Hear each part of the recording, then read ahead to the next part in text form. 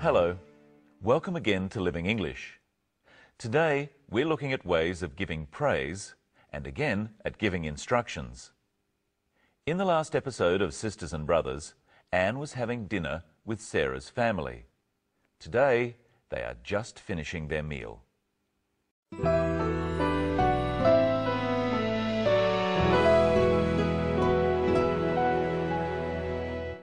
That was delicious, Anne. I'm glad you enjoyed it. Yes, it was very tasty. If you went to Singapore, you could have it every day. There you are, Mark. The advantages of travel. I thought it was absolutely superb. Thank you, Steve. What did you think, Louise? Too hot. Oh, I'm sorry. That's how we eat in Singapore. Do you want to play darts? What's that? Come on, I'll show you. Can I play too? No, Louise. Let Anne relax. She cooked dinner, so we'll clean up. You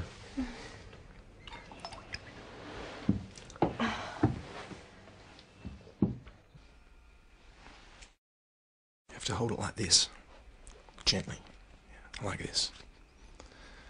Look where you want the dart to go and throw it, but not too hard. That's pretty good for a beginner.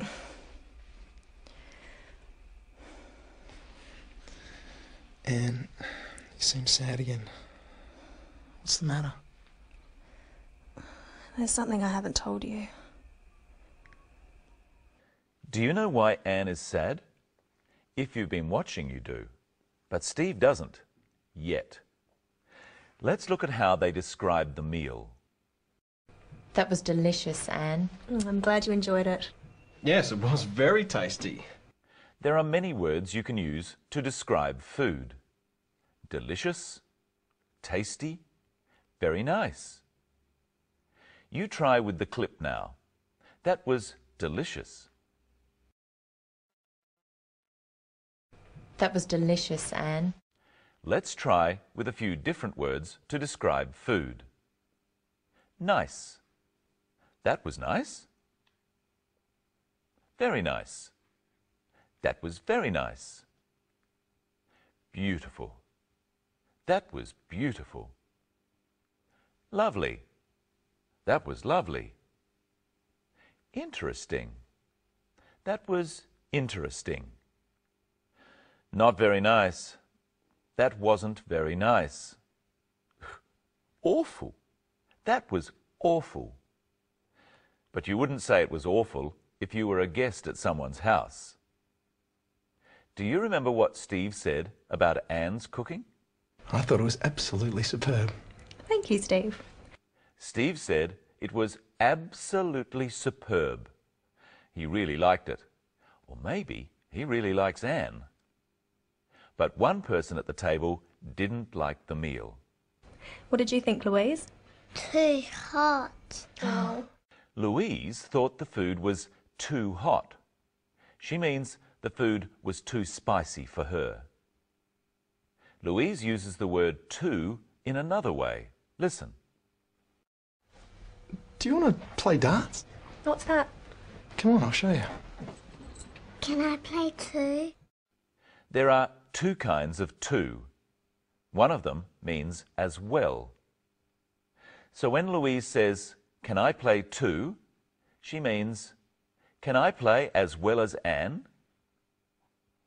Now let's look at another little word that's very useful. So. Listen to how the word is used here. Can I play too? No, Louise. Let Anne relax. She cooked dinner, so we'll clean up. Let's look at that pattern. Anne cooked dinner, so the others will clean up, not Anne. We could also say, we'll clean up because Anne cooked dinner. Here's some other examples. Try using so instead of because. We won't go out because it's raining. It's raining. It's raining, so we won't go out. I've got to go because it's late.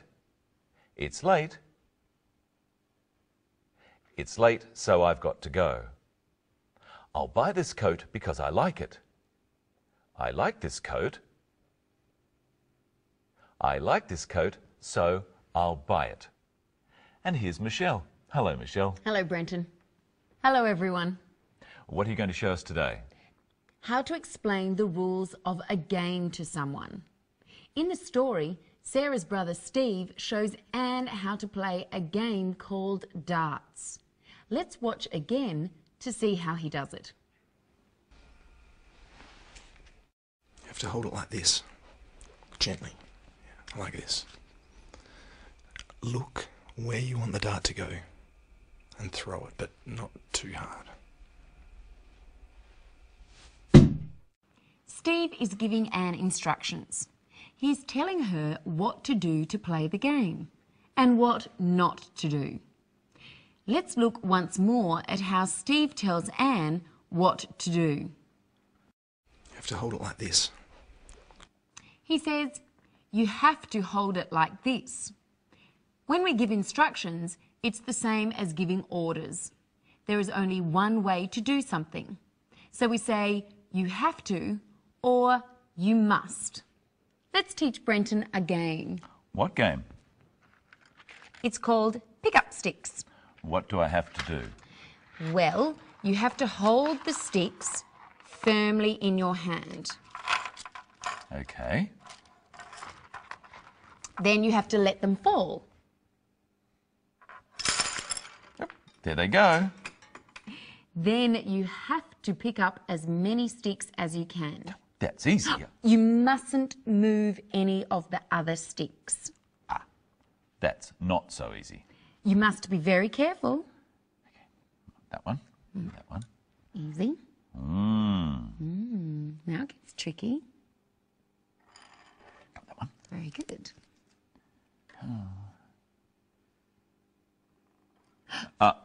I moved one. Okay, then you must let me have a turn. Oh, okay. Let's start again. You make the sentences using you have to. Hold the sticks firmly in your hand. You have to hold the sticks firmly in your hand. Let them fall. You have to let them fall. Not too hard though. Pick up as many sticks as you can. You have to pick up as many sticks as you can. Now try some using must. Be very careful. You must be very careful. Let me have a turn. You must let me have a turn. And there were some things I couldn't do. We can use mustn't. Let's try with mustn't. Move any of the other sticks. You mustn't move any of the other sticks. Drop the sticks too hard. You mustn't drop the sticks too hard. Steve told Anne what she mustn't do too. Watch. Look where you want the dart to go and throw it, but not too hard.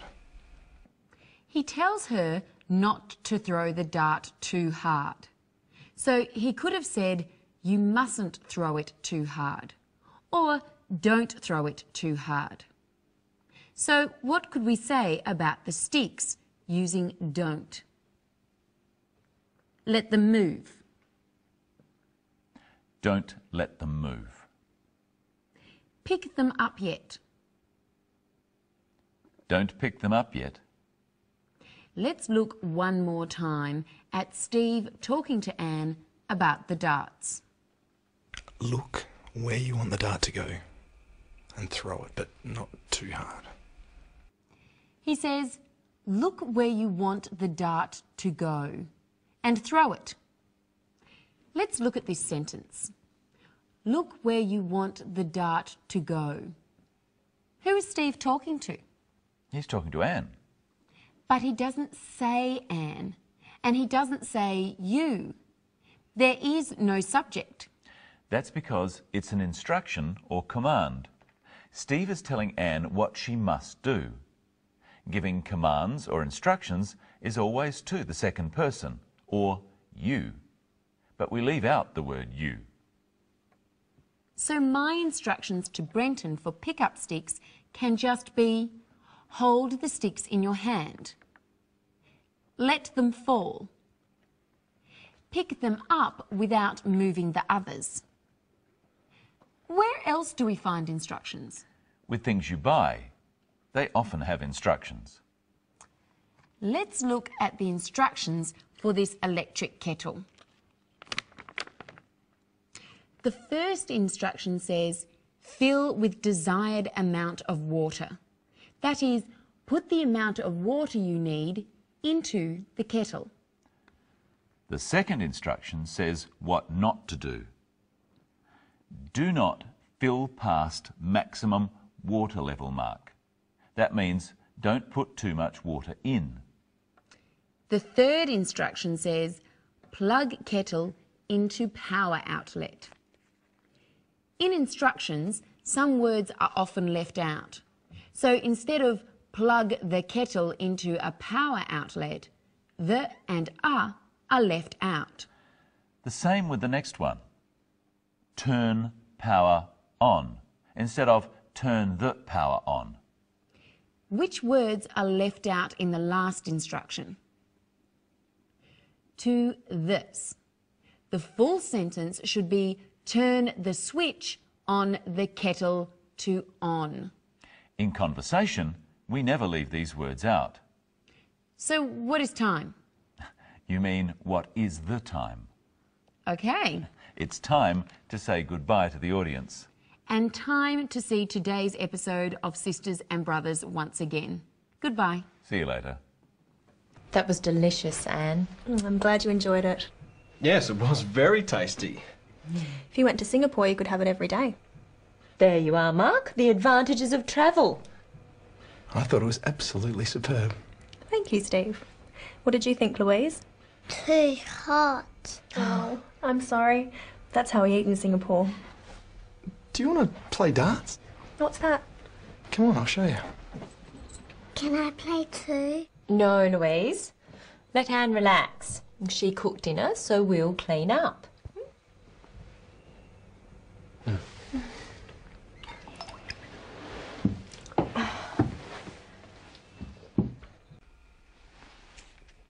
have to hold it like this. Gently. Like this. Look where you want the dart to go and throw it, but not too hard. That's pretty good for a beginner.